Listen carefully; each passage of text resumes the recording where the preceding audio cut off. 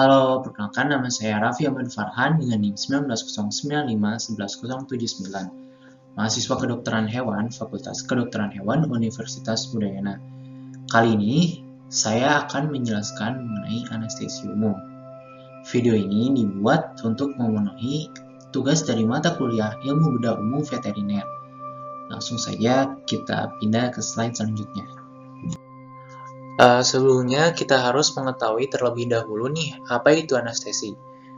Anestesi merupakan keadaan tanpa rasa atau without sensation tetapi bersifat sementara dan dapat kembali kepada keadaan semula karena hanya merupakan penekanan kepada fungsi atau aktivitas jaringan syaraf baik lokal maupun umum. Nah, tujuannya itu untuk membuat agar pasien hewan tidak merasakan insensible terhadap rasa sakit dan atau tidak sanggup bergerak. Penggunaan anestesi juga dimaksudkan sebagai bantuan dalam melakukan diagnosa. Dengan demikian, banyak agen-agen kimia yang bisa digunakan dalam mencapai tujuan dari anestesi. Untuk penggolongannya sendiri ada 3 jenis, yaitu ada anestesi lokal, anestesi regional, serta anestesi umum.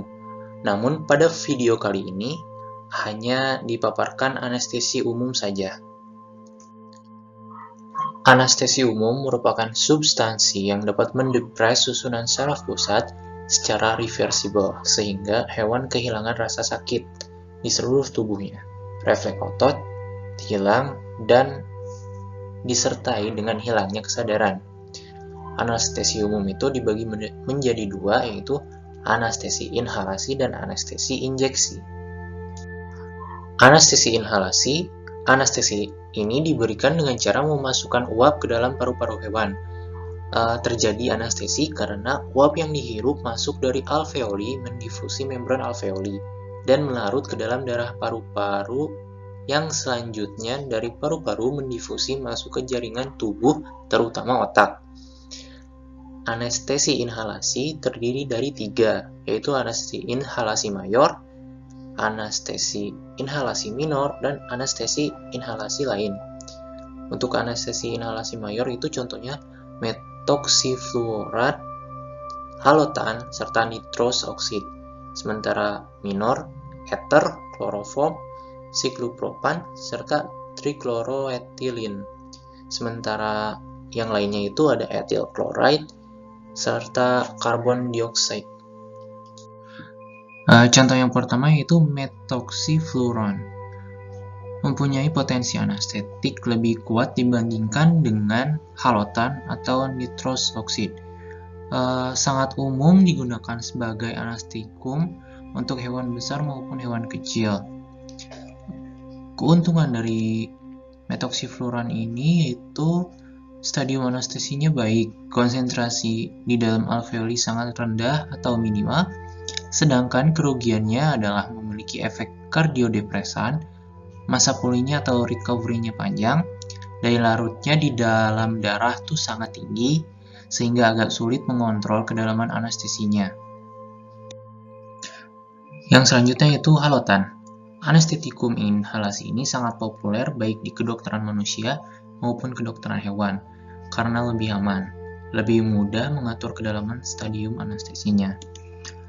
Induksinya cepat antara 3-5 menit, masa pulihnya, recovery-nya juga cepat antara 5-15 menit, sedangkan untuk kekurangannya itu merupakan cardiorespiratory depression, sehingga harus sangat hati-hati untuk operasi sesar yang harus juga menyelamatkan fetusnya. Kontraindikasi untuk pasien dengan kegagalan jantung yang kronis. Yang selanjutnya ada nitros oxide. Anestetikum per inhalasi ini harus dipakai dalam kombinasi paling tidak dengan oksigen hingga minimal 40%, yang akan meningkatkan potensi anestetik bersama metoksifluoran atau halotan. Keuntungannya adalah tidak toksik, tidak mempunyai pengaruh terhadap fungsi kardiopulmonari, dikombinasi dengan anestetikum lainnya akan mengurangi dosis. Sedangkan kerugiannya adalah dieliminir lewat paru secepat seperti zat ini diabsorpsi sehingga akan mengambil tempat oksigen, sehingga ada kemungkinan terjadi hipoksia. Setelah dari anestesi inhalasi, kita lanjut ke anestesi injeksi, yaitu merupakan suatu tindakan menghilangkan rasa sakit pada setiap prosedur medis yang akan menimbulkan rasa sakit dengan cara memasukkan atau menyuntikkan zat-zat anestesi atau anestetikum ke dalam jaringan tubuh dengan bantuan alat khusus yang steril. Untuk jenis obatnya sendiri yaitu ada pentotal, ketamin, serta tiltamin. Contoh obat untuk anestesi injeksi yaitu pentotal. Merupakan golongan barbiturat ultra short acting yang sangat populer. Dosis yang direkomendasikan untuk hewan kecil yaitu 20-26 mg per kilogram berat badan secara intravaskuler dengan konsentrasi 2,586. Larutan tiopenton sodium dapat disimpan pada lemari pendingin suhu 5-6 derajat Celcius selama 7 hari. Sedangkan pada suhu kamar 15-22 derajat Celcius dapat disimpan selama 3 hari. Contoh jenis obat yang selanjutnya yaitu ada ketamin, golongan non-barbiturat yang dapat bekerja dengan cepat. Perubahan kesadaran yang ditimbulkan disertai dengan analgesik yang sangat kuat pada dosis ringan akan dapat menimbulkan analgesia dan bila ditingkatkan dosisnya maka akan dapat sebagai anestesi, sehingga disebut sebagai anestesi disosiatif.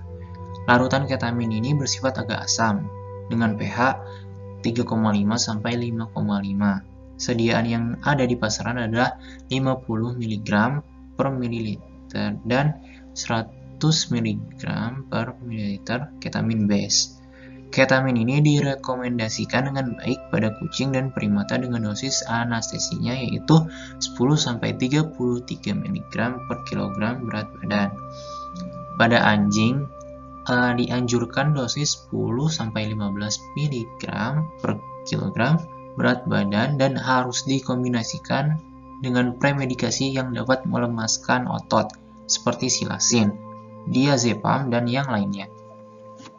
Baik, contoh jenis obat yang selanjutnya yaitu ada tiltamine, merupakan gabungan dari dua substansi yaitu tiltamine dan zolazepam dengan perbandingan 1:1. Gabungan dan dua substansi ini akan meningkatkan kualitas dari masing-masing zat penyusun, menghasilkan anestesi yang sangat baik, tenang, dan cepat kembali ke keadaan normal, serta sangat aman. Anestesi ini merupakan substansi gabungan yang direkomendasikan pada anjing dan kucing secara intravena atau intramuskuler. Atropin sulfat dengan sediaan 0,1 mg per kilogram berat badan melalui subkutan sebagai premedikasi 15 menit sebelum pemberian zoletil pada anjing. Pada kucing 0,05 mg per kilogram berat badan dengan subkutan juga. Zoletil direkomendasikan pada anjing 7-25 mg per kilogram berat badan melalui IM dan 5-10 mg per kilogram berat badan melalui intravena. Pada kucing 10-15 mg per kilogram berat badan secara IM dan 5-7,5 mg per kilogram berat badan melalui intravena.